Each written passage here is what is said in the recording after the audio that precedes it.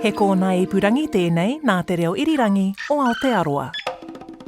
No mai, haere mai, kia ora and welcome along to the Music 101 interview podcast. Today's interview is with Andrew Penman, the frontman and founder of Salmonella Dub.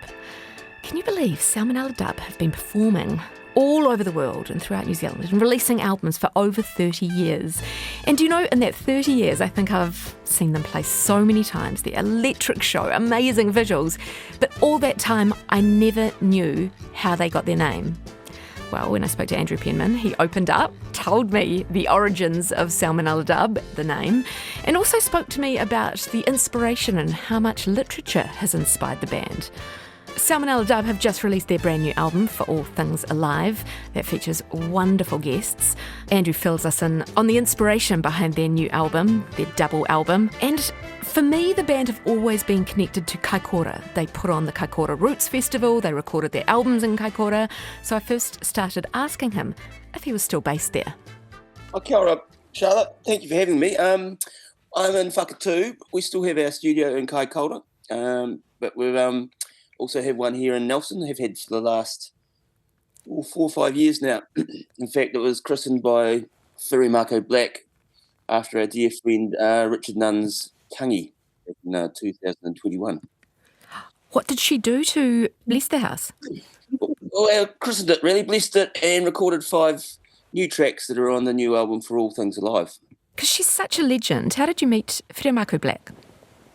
Well, big thanks to Paddy Free. From Pitch Black, and of course Paddy Free worked with us on a lot of our earlier recordings, but Paddy was working with Whiri on his solo album at the time that we worked on an album and a tour with the New Zealand Symphony Orchestra. So at that time we invited both Paddy and Whiri and Richard Nuns to join us on that tour, which resulted in the album Feel the Seasons Change.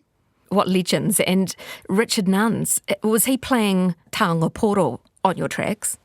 Yes. And we've got the great privilege of living next door to Brian Flintoff here in Whakatu. Brian Flintoff was the master carver. Both Brian and Richard have honorary doctorates in taonga poro. We often hear Brian testing out instruments next door. Richard, of course, unfortunately ended up with Parkinson and passed away in 2021.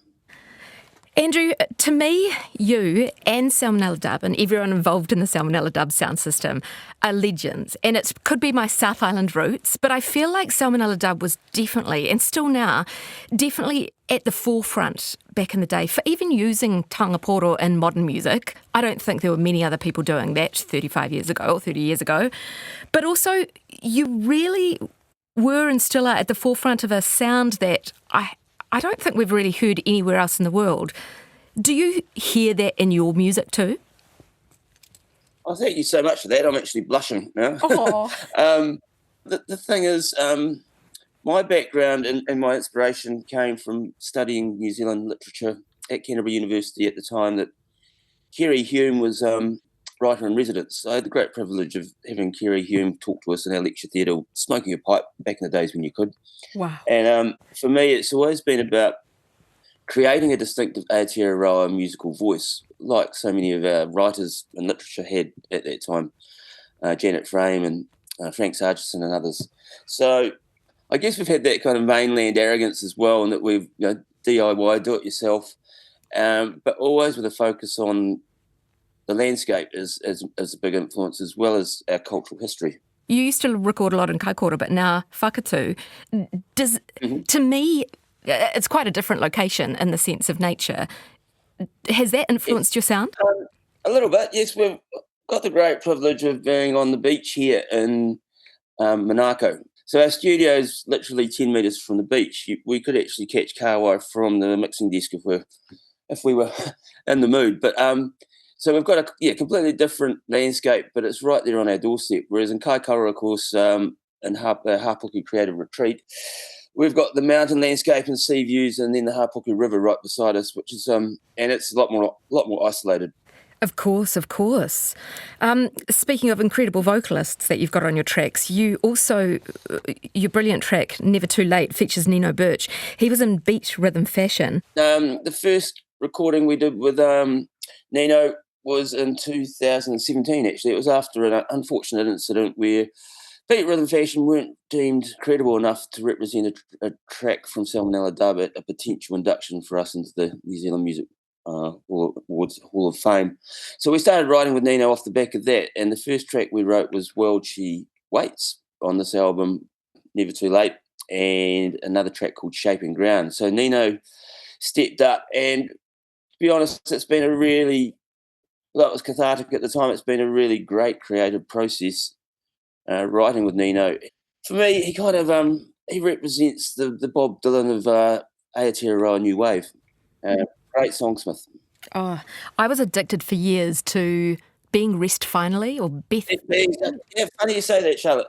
Dave Deeks and I, Dave, co-partner, drummer, singer in Cell Dub, went through our high school years in Christchurch. I remember 4th form, 5th form, listening to RDU and Being's Rest Finally. Great lyric. Don't know what I'm doing, but I know I'm going to do it again. It seemed to be really fitting as a 4th former. If you've just tuned in, I'm speaking to Andrew Penman from Salmonella Dub. They've just released... Actually, Andrew, I need you to confirm this. The new album is called For All Things Alive. The album has taken a long time. It's been released on 3 12-inch vinyl. There's 22 tracks on the vinyl. The album digitally was divided in 2, and part 2 is coming out on November the 5th. So, is there a theme or anything between the 2 releases? Like a morning or a night? Absolutely. The For All Things Alive, the theme behind that was actually inspired by a book my son gave me for Father's Day, How to Change Your Mind, which is about the science of psychedelics. And there was a wonderful speech in there from Albert Hoffman, the chap that invented LSD, and it was talking about the environment and how everything's connected. So I adapted that to a spoken word in that track, which is about the whakapapa of the environment and how all things within the environment are connected. So across the whole collection of tracks, across both parts of the album release, there is this theme about how we're all connected in some way and how the whakapapa of the environment is important. And in the modern world, we've kind of become disconnected from it. And of course, AI may be contributing to that more recently, but also just living in the modern world has disconnected us from the natural world. And I spent a couple of years working at Takahanga Marae in Kaikoura as a youth counsellor a few years back. And just as an analogy, one of the Kamatawa explained to me how everything was connected. And in the old ways, Kamatawa would know when to go fishing for hapuku because there would be harakiki flowering, say, in Kikaringa or somewhere, and they know that there would be hapuku ready for catch in the Kaikoura region. So little things like that, signals that we miss. And living here in Nelson, kind of connecting with that, with the tidal patterns here, it does not only affect the environment, but it affects us as people. The tides, the moon patterns, and all aspects of the environment are connected in a way that affect us, and it's something that we've reflected on through all the tracks in this album. When you were just talking about all the people involved in Salmonella Dub, it makes me think that you have always been, the band always feel like you've been creating a community, or very inclusive. Even for us, I think fans, we feel like we're included in your community. But I wondered, speaking of that, you used to be very involved in the Kaikoura Roots Festival. Would you ever consider putting on another festival like that? Oh, they were the heydays. And yes, that was, I'd love to be able to do something like that. And it was at a time that we had all these wonderful emerging artists coming out on the road with us. We had the great privilege of taking acts like Shapeshifter and Fat Freddy's Drop and Cora, Cornerstone Roots, lots of others, Pitch Blacks through Australia, and also connected with agents in the UK and Europe. The whole community thing is very much about the audience as well, as you've mentioned. It needs to be an interactive thing for it to be credible, and I very much appreciate the fact that our audience now is 3 or 4 generations apart. I mean, there are youth now that listen to Salmonella Dub in the womb. In fact, there are adults, probably with children that listen to Salmonella Dub in the womb. And then we've got, at community festival type shows, we've got an age range from 2 through to 89-year-olds on the dance floor. And thankfully, parents are very, very sensitive about their children's ears. I've seen kids, 2 or 3-year-olds on dad's shoulders with earmuffs on. But it's so wonderful to see that there is that community, and it's for us coming from Christchurch at a time in the late 80s, early 90s, where it was really much a grunge rock scene, or if you're lucky, trance parties. We kind of had to straddle both of those to make our own way through to where we are now. And you did it, and you're still doing it. Because Salmonella Dub, you've been making music for over 31 years, I think?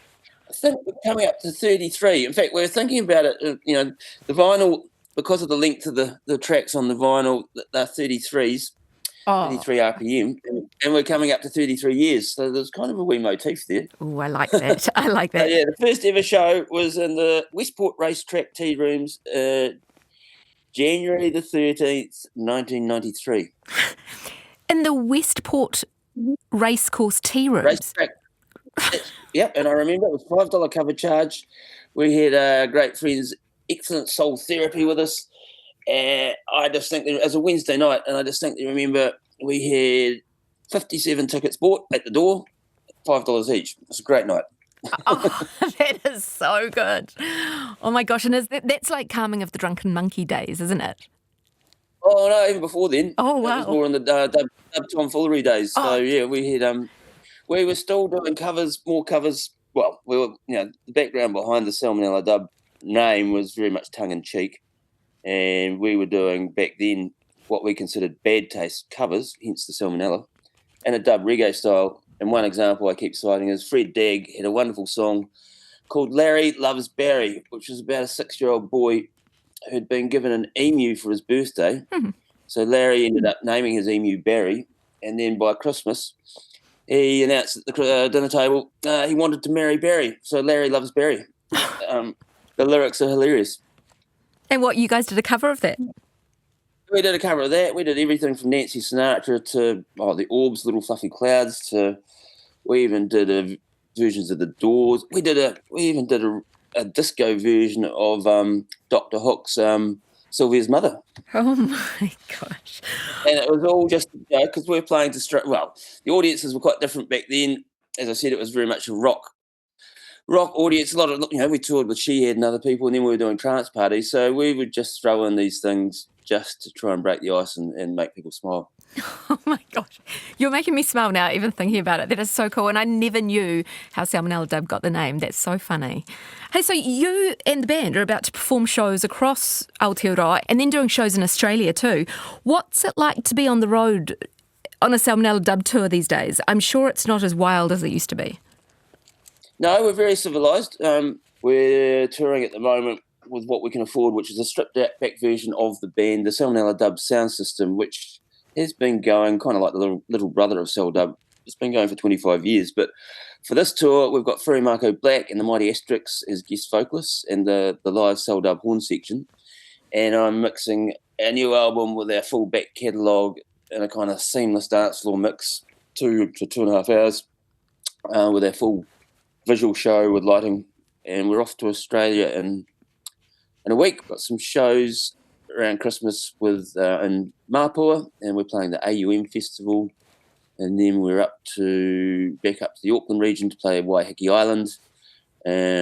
We've got the Meat Stock Festival at Mystery Creek in Waikato, and at this point, the last show on that run is the This Is Living Festival in Wellington on March the 1st. I cannot wait to see you guys perform again. And congratulations on this long-awaited album. It's so fantastic. I'm so excited for our listeners to hear it. Oh, that's awesome. Andrew Penman, thank you so much for your time. And thank you for still making the music and creating the communities too. Oh, thank you, Charlotte. And thank you so much for having me. It's been a pleasure. That wraps up another Music 101 interview podcast. I was speaking with Andrew Penman from Salmonella Dub. Go and listen to their brand new album now. It's called For All Things Alive. Now, if you like this podcast, make sure you follow it. And if you've got Salmonella Dub friends who are fans, forward them on this interview too. They might be quite interested to hear the inspiration behind the band and where the name of the band came from. Until next time, take care. And you can find all our interviews up on rnz.co.nz/Music 101.